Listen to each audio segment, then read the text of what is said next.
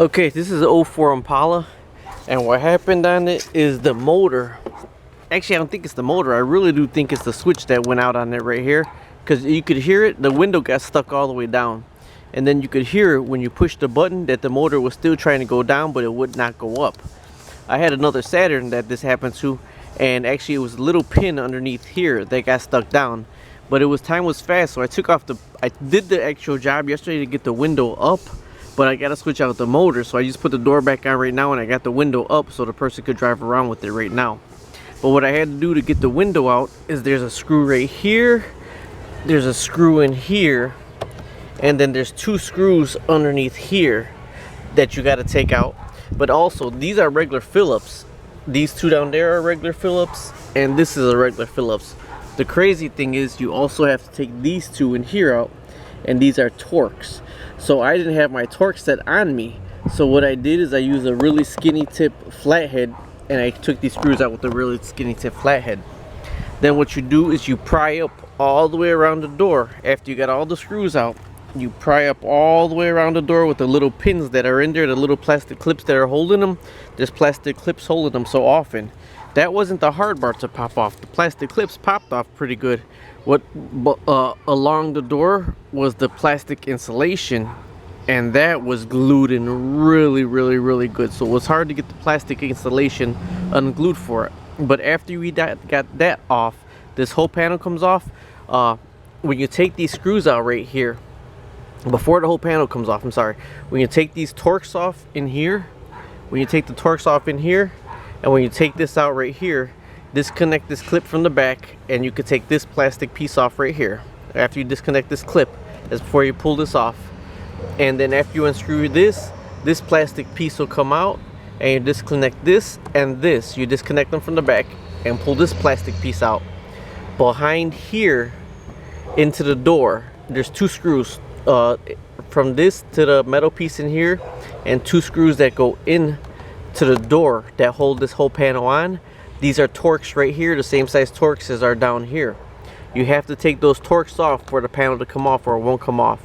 Then after you get all the door off, you pull all the plastic snaps off, and then you pull off the insulation, which is glued on there.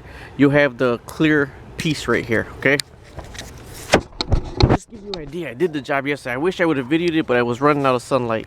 So in the door panel, there's a big opening right here, really big opening on this side. There's two small openings right here where the bottom of the door should be, and two small openings right here where if the window were up, for the screws, because this window up here is bolted on at the bottom of it.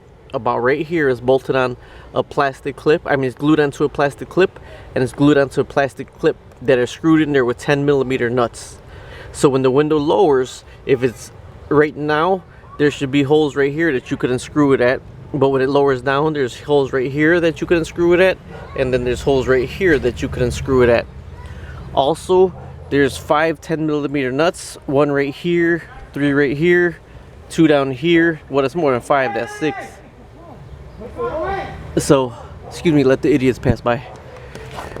Okay, so from here you don't need to mess with all those 10mm nuts. What I had to do is, when the window was in all the way down position, these two holes right here were supposed to be able to unscrew it for. It would not fit a socket in there because they were off kilter, so the socket wouldn't go on straight. So I had to get a 10mm box wrench and put it through the big part of the hole onto the socket and twist it that way. This one was easier to get off. The one all the way in here, you had to reach your arm in here with the 10mm and get the 10mm on here.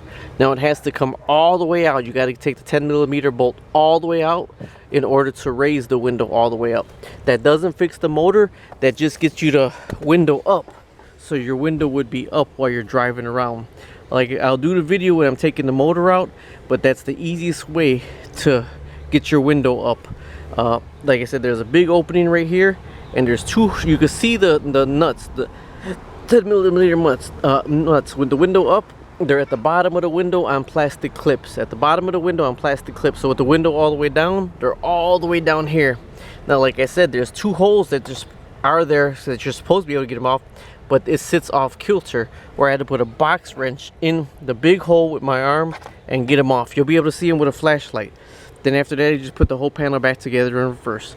I just wanted to give you a little tip on it. And also what I did, but I'm changing out, is so it's not too noticeable, I put black tape all around it to hold the window up. There's black tape and you can't even tell. Black tape to hold it up. But in the sun and in the rain, the black tape didn't work well. So right in here, I'm putting a more thicker tape on the inside that'll hold it better. All right, hopefully that helps. Bye.